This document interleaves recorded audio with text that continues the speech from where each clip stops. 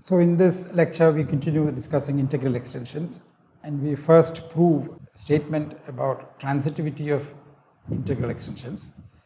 Okay. So here is the proposition. So it has some 4 parts.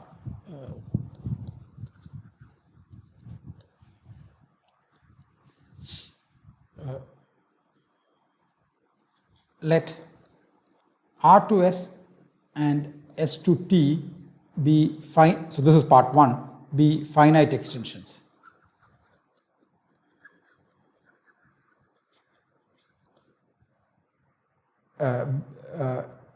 Finite, or let's be consistent with our terminology, finite morphisms, ring maps.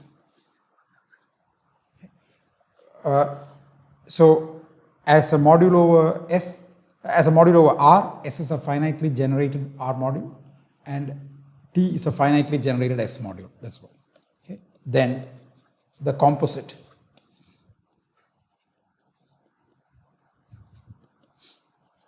map R to S is finite. S is a finite composite map, R to T is finite. T is finitely generated R module through the composite map. Okay, so this is the first statement. 2.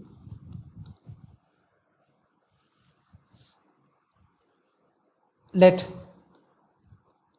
S1 through Sn inside S. So now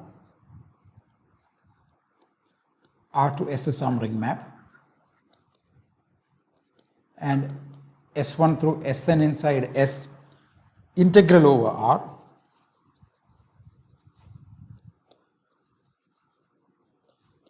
Okay.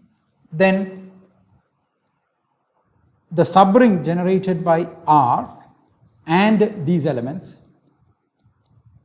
So by this we mean the image of R inside S and these elements, but we will stop writing it once we get used to this thing, is a finite R algebra. In other words, it's a finitely generated R module. 3, same as the first statement, but now for integral. R to S, S to T, integral extensions.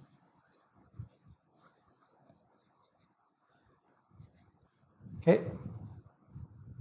S is every element of S is integral over R, and every element of T is integral over S.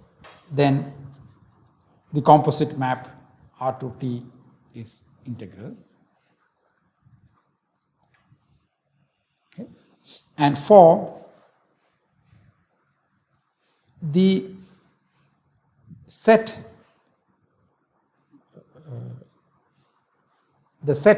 of S inside S such that S is integral over R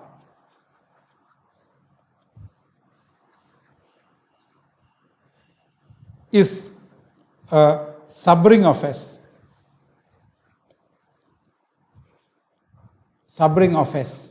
containing R.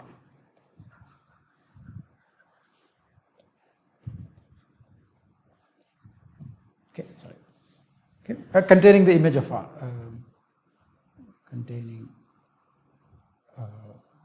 containing image of R.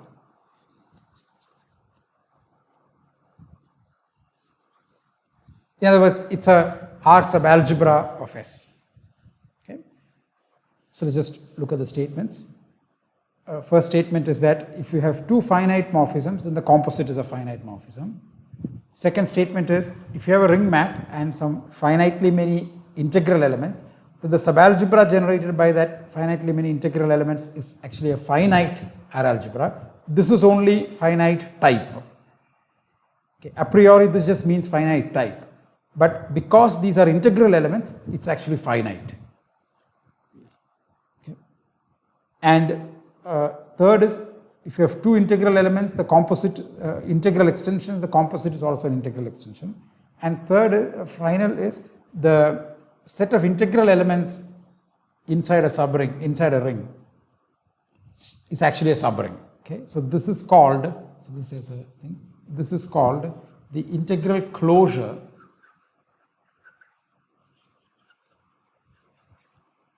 of R in S. Okay, so we'll come back to that in a minute, but let's prove this. So I'll okay. So proof. One is an exercise because it's done. This is exactly how one would prove that if you have two finite extensions of fields, then the composite extension is a finite extension. Okay, so this is the same proof, just repeat it, with appropriate changes of words, and you'll get this. So first one is an exercise. So the second one, okay. So second one, we want to show that R adjoint S1 through Sn is finite. So this is what we want to show. Okay, but we can use 1. Right? So we can start with R, then we have S1, okay, and then we have R, S1, S2, and so on, and then we have all of them. Okay. This is finite because this is finite, suppose we prove that individual ones are finite, then the composite is finite. So, okay. Now just one more observation. S2 is integral over R, hence it is integral over this intermediate subring also. Similarly, any Si here is integral over the subring generated by R and the previous elements. Okay. So at each stage, it is just adjoining one integral element. Okay, so by induction, okay, and 1. So if you prove that each extension here is finite, then the composite is finite. So then by using 1. So by induction and 1, we may assume that n equals 1, and let's write, okay, and let us write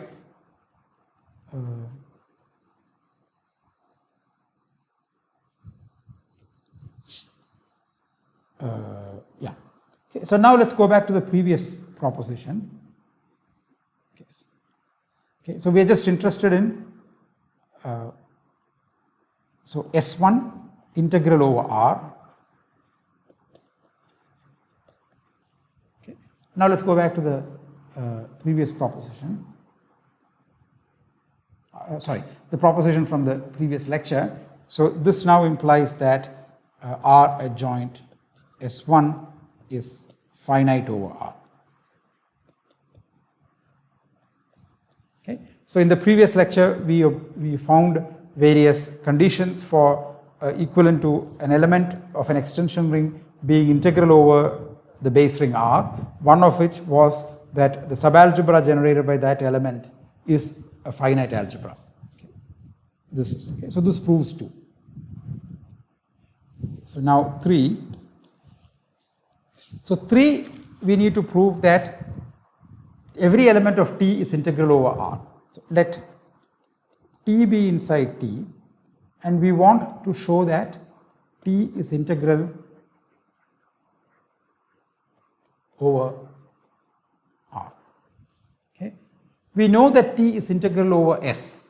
So let S1 through Sn be inside S be such that T to the n plus some Si T to the n minus I goes from 1 through n is 0. This is because T is integral over R, T is integral over S.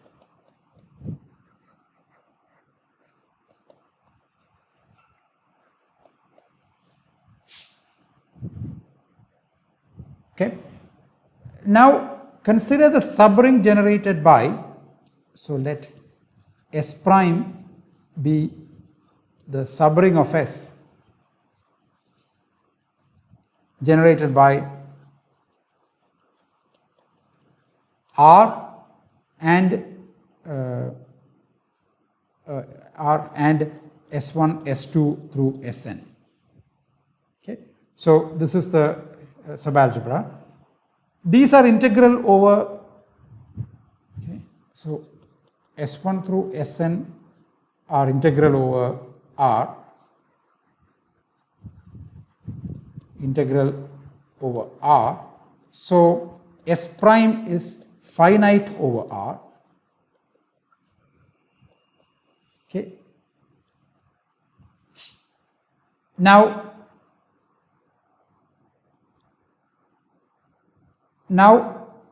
T, this element T here satisfies an integral equation over S prime. So T, the subalgebra generated by S prime and T is integral over R.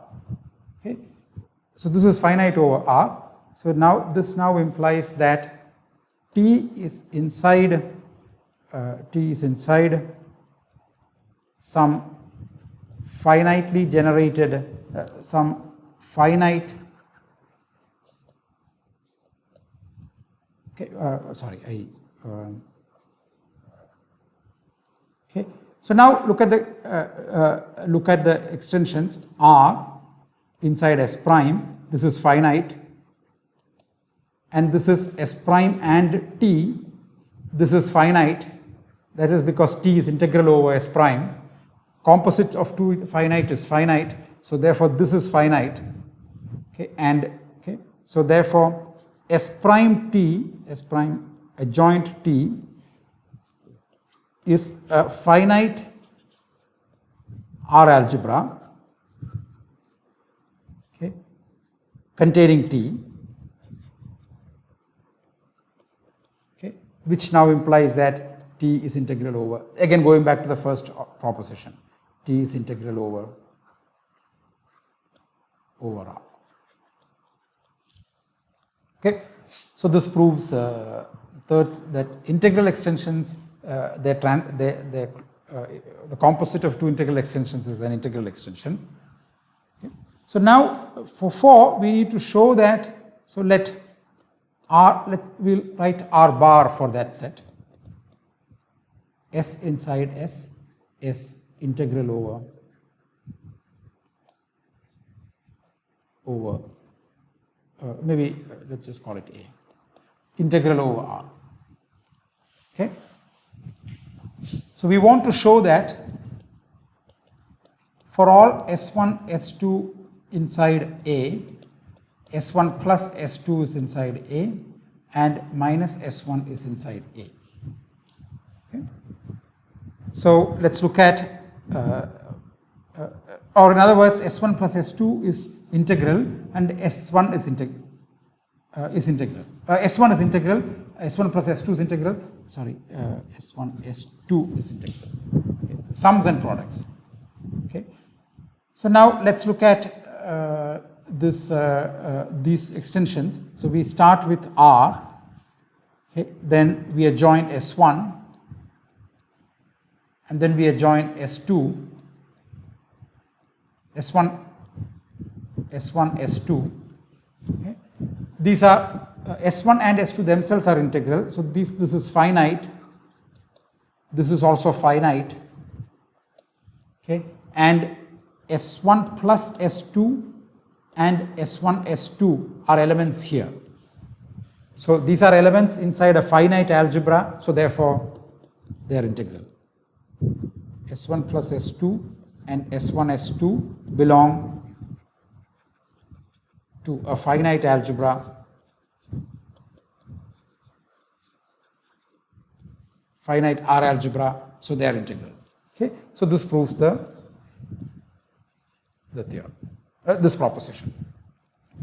So what it says is composites of finite is finite, composites of integral is integral, and it also proves, makes this 2 is the other thing, that if you have a finitely generated algebra, okay, generated by integral elements, then it is actually a finite algebra. Okay, so that's 2. And final statement is the integral closure of a ring in another ring is a ring. Okay, so we'll define this integral closure definition. Let R to S be a ring map. Okay, the set, the ring which we just proved, it's an R algebra. S inside S S integral over R is called the integral closure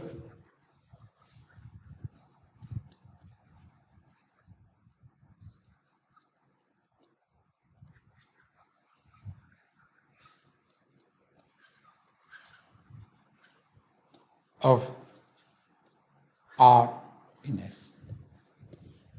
Okay. And we say that R is integrally closed in S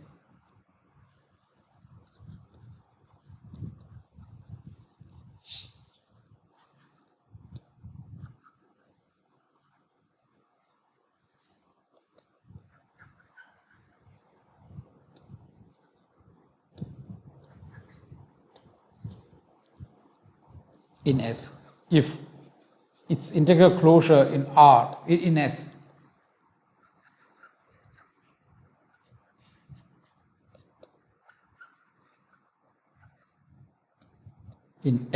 is R itself. Okay. Just one observation: when we say this is integral closure, it should, at least in principle, suggest that if something is integral over this ring, it's already integral over R. Only then you can think of it as a closure. Okay. So that when you apply that operation twice, you do not get anything new. So which is indeed true. The case is indeed true. Suppose that there is some t inside S which is integral over this ring. But then we go back to the previous proposition to conclude that t is integral over R, which means t would have been in this set. Okay, so it's indeed a closure operation. Okay, so just one more definition. Let R be a domain and K its field of fractions. Well, we don't need a name. Okay, the integral closure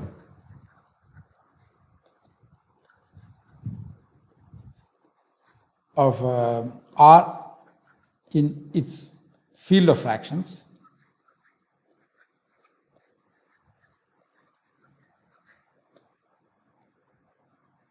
is called the normalization of A.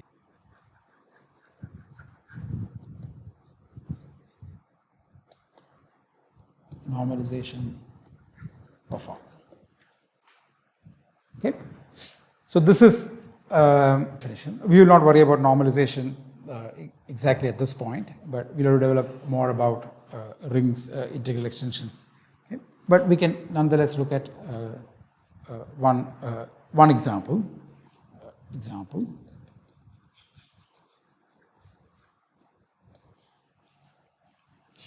Z is integrally closed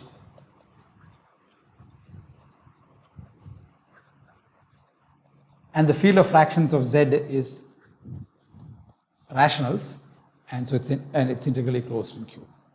Okay, so how do we do this? So let A over B, the fraction, be inside Q, be integral over Z, and assume without loss of generality that their co-prime integers, that is their GCD is 1. Okay. So then we have A over B to the n plus some integer C1 times A over B to the n minus 1 and so on, Cn equals 0 for some integers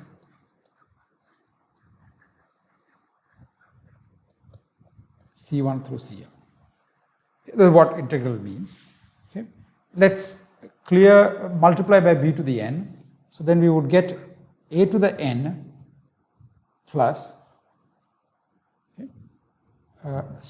there will be a B, there's only n minus 1 copies of B here. So when we multiply, we would have a B there, and everywhere we would get a B in all these terms.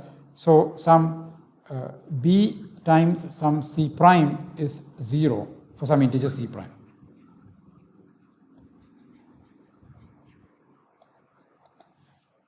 Okay. Now, what does this say? This says that a to the n is in the ideal generated by b. Okay. Now, if b is 1, there's no issue because this is true. And if b is 1, then a over b is in z. Okay. If b is 1, then we are okay. A over b is actually inside z. Okay. If b is not equal to 1, then let p be a prime divisor of b, prime number dividing b. Then this one says that a to the n is in the ideal generated by p, because these are, it's inside b and p is a maximal ideal containing b. Okay. Which now implies that p divides a. But then this contradicts the hypothesis that a and b were chosen to be relatively prime. Okay. So you can essentially rehash this argument to prove that every UFD is integrally closed in its field of fractions, which you will do in their exercises. Okay. So let's look at another example. So this is, the same argument will prove that polynomial rings are integrally closed in their respective field of fractions. Okay. So, but here let's consider something slightly different. xy over y squared minus x cube is not integrally closed.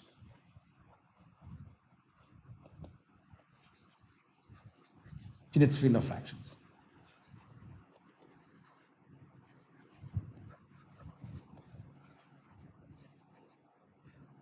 Okay. And the easiest way to understand that is to rewrite this as something that we have seen earlier. So note that this ring is k t square t cube. Okay. So the field of fractions contains t.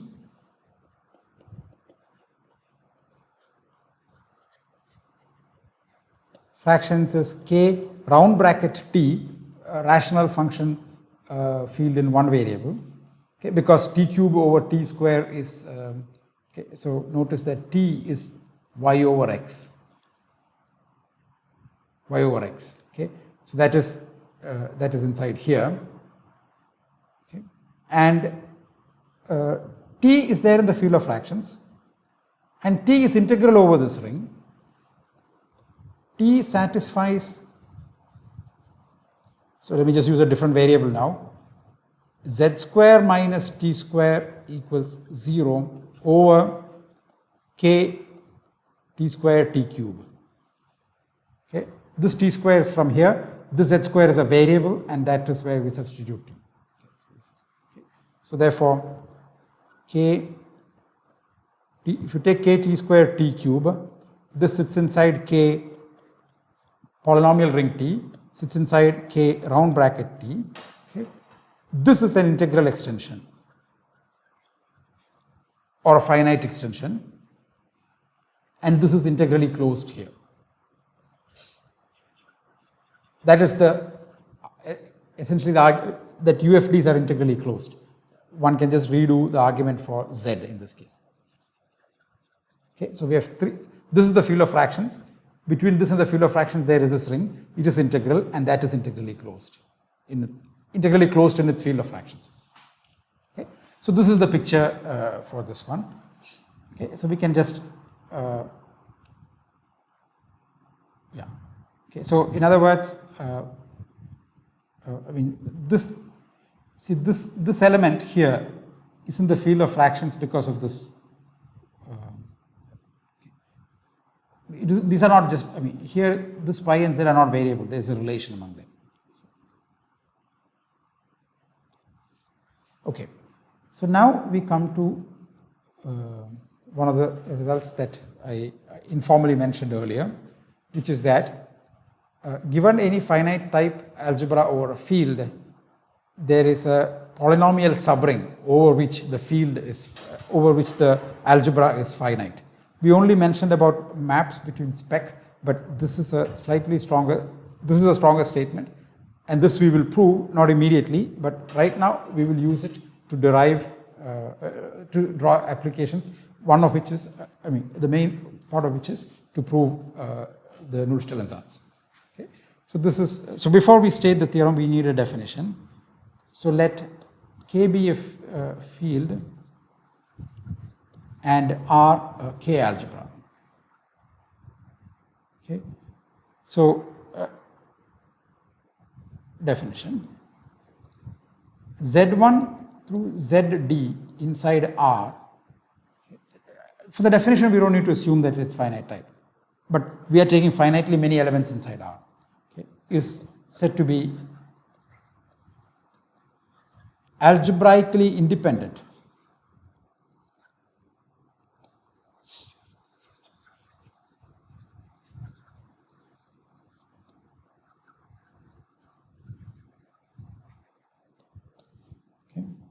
if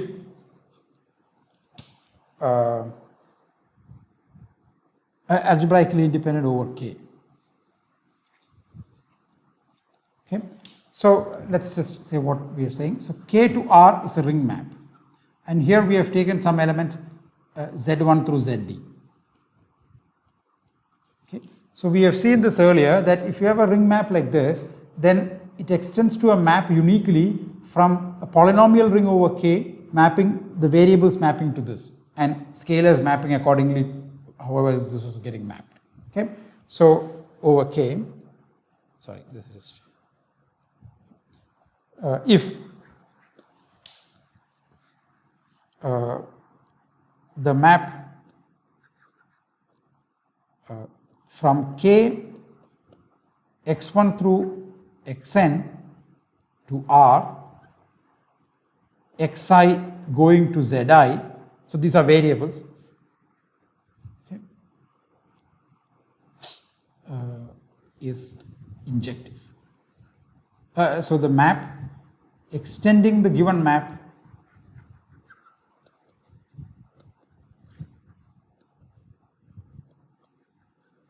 K to R. So always this is one of the first few lectures. We are given a map from K to R and a bunch finitely many elements. So that is the, so maybe I should just say this is a polynomial ring. Okay, so that extends to a map from the polynomial ring to the same R itself, extending the given map. Okay, so this is given is injective. Okay, in other words, the algebra generated by Z1 through ZD and K inside R is a polynomial subalgebra. Okay, so we say that this is a algebraically independent. They behave exactly like variables. Okay, so in other words, K Z1 through ZD inside R is a polynomial K subalgebra. There are no algebraic relations among them. That's what algebraically independent is. Okay, so here is what is the theorem called Noether normalization. The same Noether as Noetherian, Noether.